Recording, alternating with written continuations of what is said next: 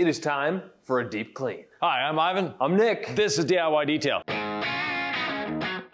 This beautiful Subaru has been off-road rallying, and the paint sort of shows it. Now, right now it's dirty, but under this is scratched, swirled, and 10 years of life as a used car. I mean, not abused, but it gets used. It has a lot of fun. And in that having fun, well, some little indiscrepancies happen to the paint. We do a lot of car wash videos, Ivan. Yeah. And I wonder what we're looking at here because we have certain things we do, like all clean in our IK foamer on the wheels. But I'm looking at these wheels and I'm like, I don't even know what this is. So what are we looking at and what is safe or not safe? Right. All our products are safe on aftermarket wheels. These are definitely aftermarket wheels. They're wet method wheels. They have a nice matte finish to them. But if you're using something very caustic, very aggressive, it is going to damage them. Whereas all clean, with a little smidge of incredible suds mixed in, is nice and safe. It's going to clean them well without damaging them. Now, we also see, by looking at it, there is a bit of brake dust accumulation. They're supposed to be a nice gray and they have a brownish tinge to them. So because of that, Nick, I'm going to ask you to grab some iron remover and spray it before I put on the all clean. So why use iron remover before all clean, Ivan? Well, we want the iron remover in there doing its job, and the all clean is going to allow it to dwell longer. Yeah, so there's a bit of red happening there. Not a lot, not as much as I thought.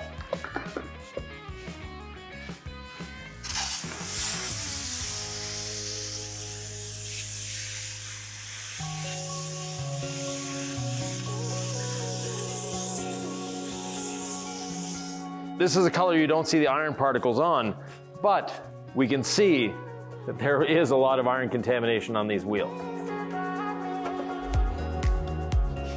So adding in, or adding on, the all clean,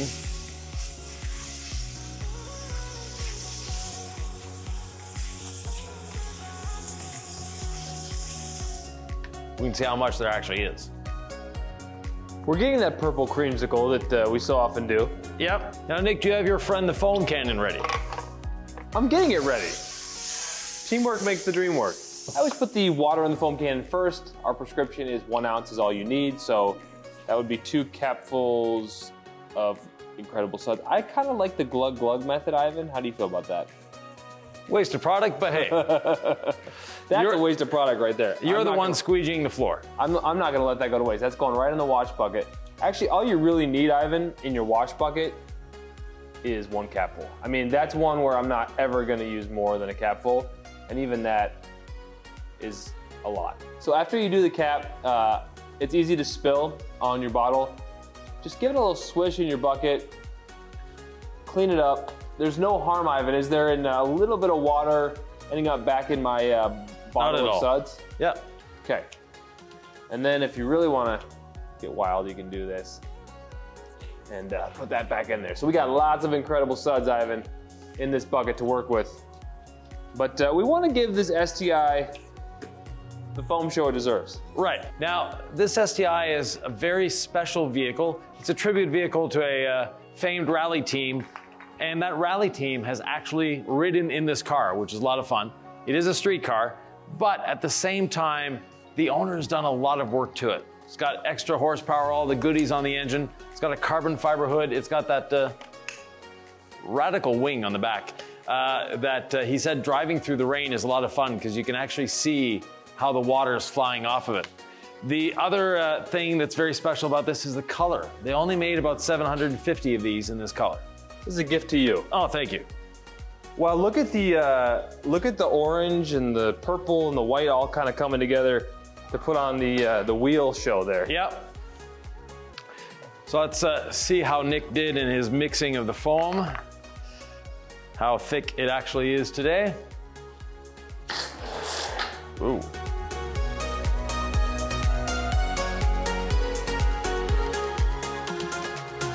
I think that's thick enough, Nick.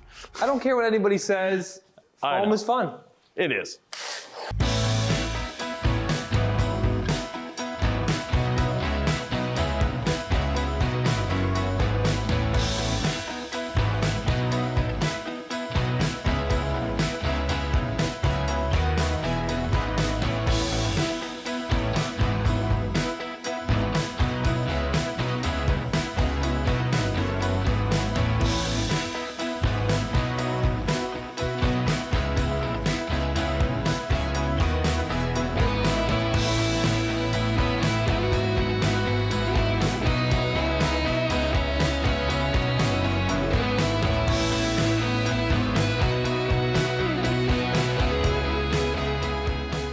Nick, I think this is the biggest wing we've ever had in the shop.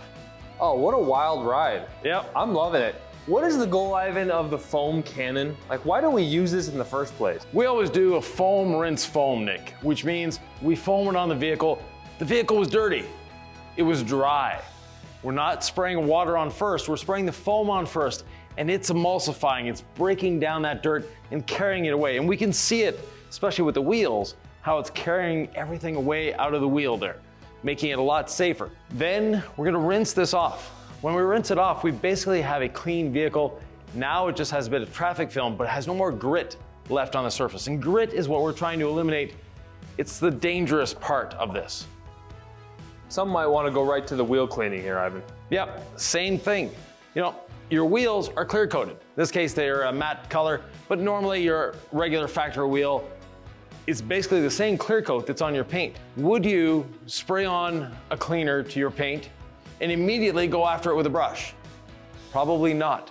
Why are you doing that with your wheels? So the foam rinse foam applies on wheels as well. Yes. The more you know, folks, the better you'll be. Here's the tip for the pressure washer. Yep. I'm fully capable of doing both foaming and rinsing, but I tend to use more product and I tend to use more water, and Ivan doesn't like wet feet, so Ivan, why don't you show him how rinsing is done? In fact, rinsing is a skill. It's a methodical process that once you learn how it's done, you're never gonna rinse the same again. No, and at the same time, you're not gonna waste a lot of water, first of all, but the second thing is, you don't need to waste or use all that water. And I like to rinse the roof first and work my way down.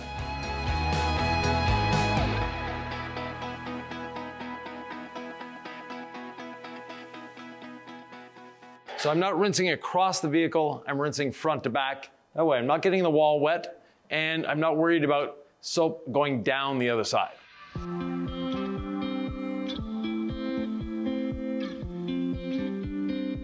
Rinsing this wing is an experience in itself. It's going everywhere. Yeah.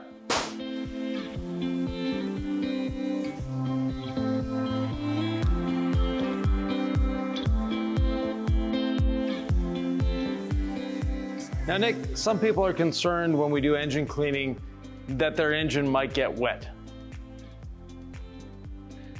What's happening to this engine when it's driving through the rain? Or the snow. Yeah, it's going right in there. Don't worry about your engine getting wet. It's designed to be wet. Well, Ivan, they call it the foam rinse foam for a reason. I believe we're on step 3 now. Yeah, process. we've foamed, we've rinsed. Now it's time to foam again.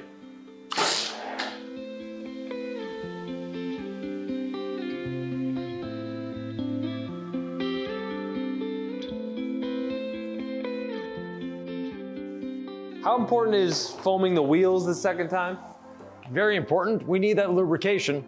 That's what I'm going around doing now.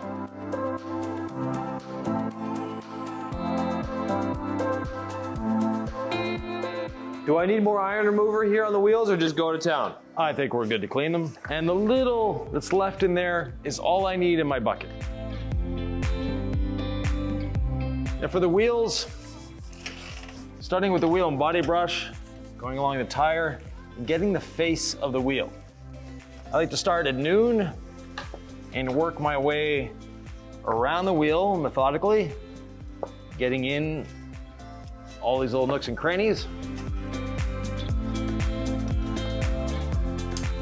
Now I have to have rinseless wash in my wheel bucket. Really doesn't matter, as long as I have some form of cleaning that lubricates, I'm good. From there, I have the old school brush. The old school brush that really works well. Like before, I'm starting at the top. I'm gonna work my way down one side and then go back to the top and work my way down the other side. When I pull the brush out, I rotate it to a fresh side before going back in. Once I've got all faces dirtied, back into my bucket, comes out clean. Then the lug nut brush, getting the little areas, and also around the valve stem. Our Tampico fiber, our corn cob brush, Ivan. Many are afraid of this. I actually really like it. It doesn't sling back on me, which I really enjoy. Yeah. A lot of people look at it and go, ooh, that's old. Yes, it's about as old as Nick is, but does a great job. You can see what it's pulling out of this wheel. The barrels are cleaning up so nice. This is a proper wash, Ivan. We're giving it a deep dive, aren't we? Yes, we are. We are going to be ceramic coating this, so we want to be as thorough as possible. Ivan starts at midnight. I start at the valve stem, and that's my beginning and my ending point. So I know I've completely cleaned this wheel now. Boy, if I'm in direct sunlight, Ivan, I'm a little worried about all this dwell time and my chemicals baking into the paint or the wheels. Yeah, in that case, do your wheels first or last. It really doesn't matter. But find an order to what you're doing and don't let it dwell. Now, Incredible Suds is very forgiving and it can dry on the surface. That's not a big deal. When we use our rinseless wash, Ivan often has this phrase that comes out. Use your legacy sponge on the verge of dripping. What about your cotton candy wash mitt? How dripping do you want that to be when you're involving soap versus rinseless wash? Slopping wet. So as wet and soapy as you can get it, just get it on the paint. Yep. Because unlike the legacy sponge that's trying to absorb the dirt off the surface, this isn't. We're flushing it off the surface. You ever wash the windshield wiper blade? Yep. To me, it seems like a nice thorough way to make sure I'm not gonna be driving more crud back into the clean windshield when it's done. Exactly. It's kind of like my Subaru Legacy, only just a little bit cooler. Maybe a little more power. I'm like, these lights look kind of familiar. The Subaru logo I recognize. But then I saw the hood, Ivan. What was under it? Yeah. Little different than yours. Still a flat 4, but let's just say a little tweaked. Now this car, to see what's under the hood, you don't have to look too far. You don't even have to open it. And it's a full carbon fiber hood. Oh, almost lost my wash mitt in there. That would have been wild.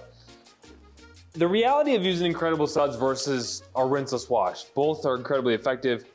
Your garage or your driveway is gonna get a lot wetter when you do the foam rinse foam versus the chemical rinse chemical. Both clean the same. Suds is more fun to me, Ivan. Yep. Do you have any other thoughts on the combination or the comparison?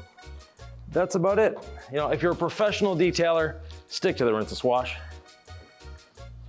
What the heck are you doing with a brush? Oh, I'm cleaning these grills. Oh boy. Is that safe? Yes, it is. We call this the wheel and body brush for a reason. Because I can actually, if I want to, clean the body with it. And then I'm not stressed out about it at all. Would the owner be stressed out about that? Shouldn't be at all. Now, going over this at a 45-degree angle, we'll check later. I know this hood is really scratched up, but if there's any 45-degree angle marks, then we'll know. Okay.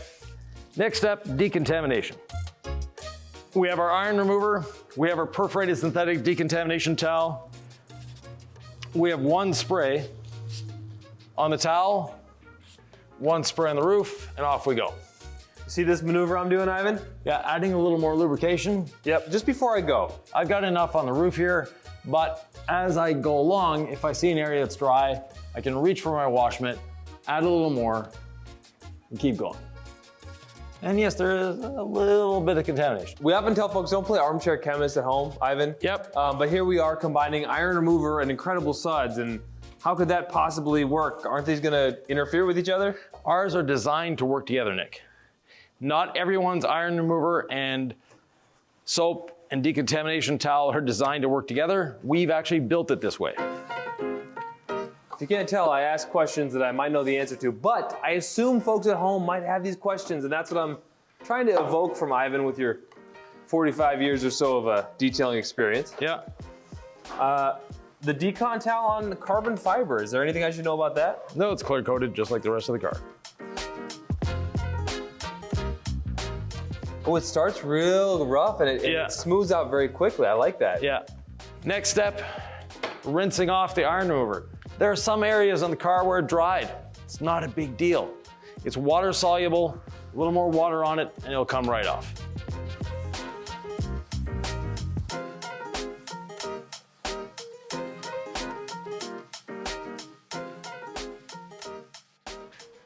Now it's actually easier to rinse this wing back to front instead of front to back, and then rinse the trunk lid off afterwards.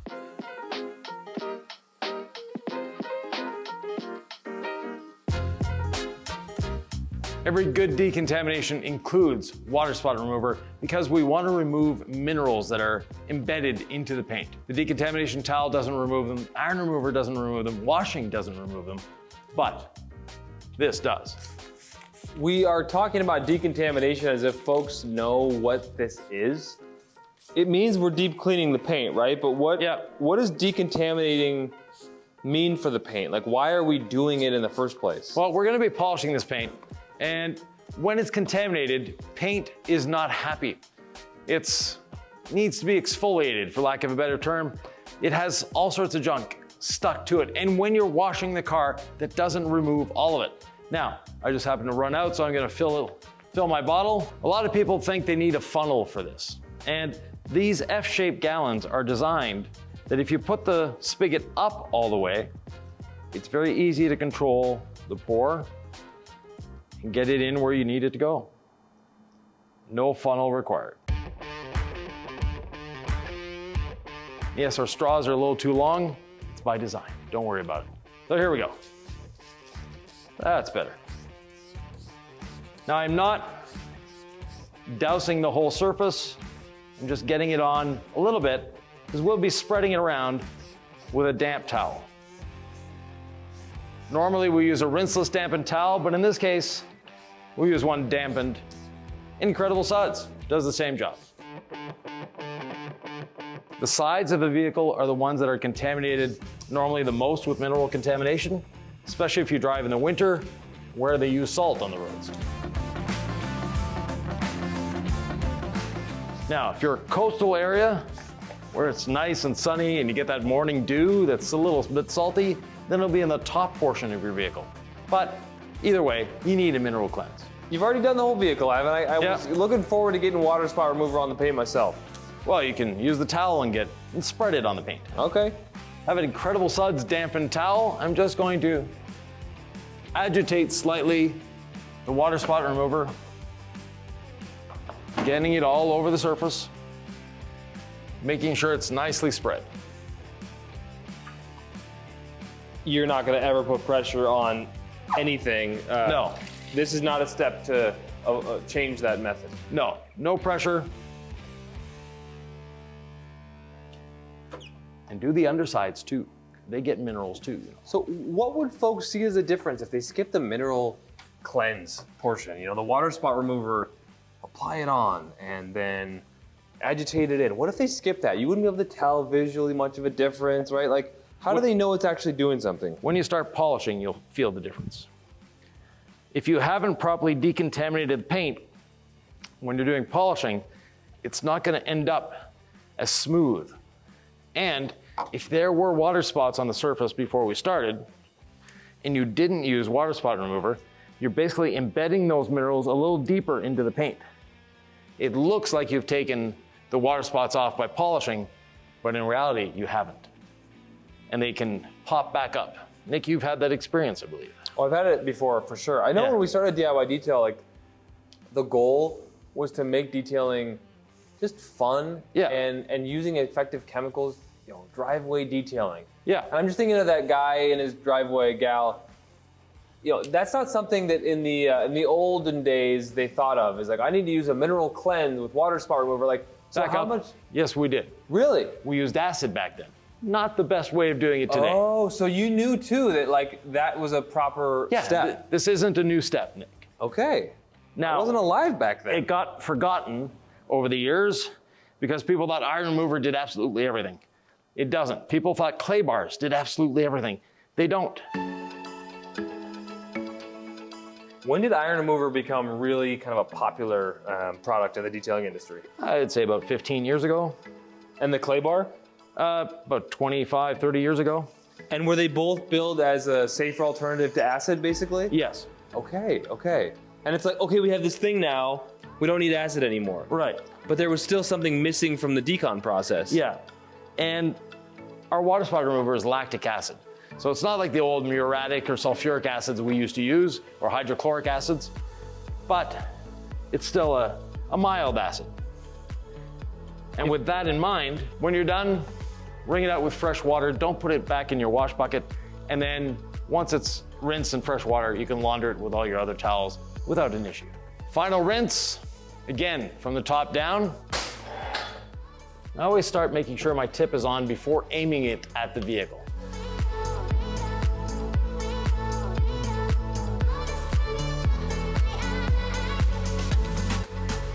Ivan, what are you doing with quick beads in your hand? We are polishing and ceramic coating this ride. Right. I'm not spraying it on the paint, but I am putting it on the wheels. Even the matte wheels can benefit from quick beads.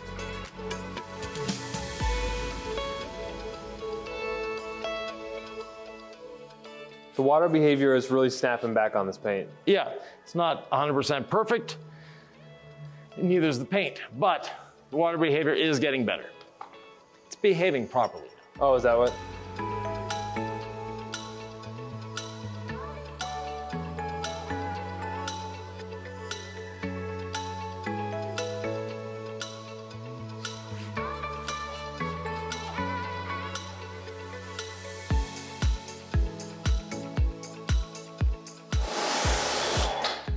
Nick, I think we're done here for today. I mean, we need to dry, and Yeah. people might want to know basic drying techniques. We're gonna get to this engine bay, which typically you do before the wash, right? Right, but we're looking at it and going, we've done all of this, and the engine is visible even with the hood closed on this vehicle, because you can look right in that big scoop. So we're gonna clean it up, and we wanna do it before we dry the vehicle, because we're gonna get the vehicle wet again. Right, and this is a real working shop. When we come and record together, Yeah. we don't just do a side of the vehicle and then do the other side with ceramic gloss. Like when we coat a vehicle, we coat it. When we polish it, we polish it. We don't skip the roof. We do the, Yeah. Ivan has insisted that we do the things. Yeah. So, it would be very against your ways to do the engine bay and get this all dirty again if we dried it. So that's why we're not drying on camera. However, you dry with your towel. At this point, you don't use a drying aid because we're gonna be polishing and ceramic coating. Our drying blanket's wonderful for this step, Ivan. And if they wanna know more about, gosh, what the heck you're doing, or microfiber towels, Yeah, I think we have an entire podcast all about microfiber. we sure do, and I think it's right here.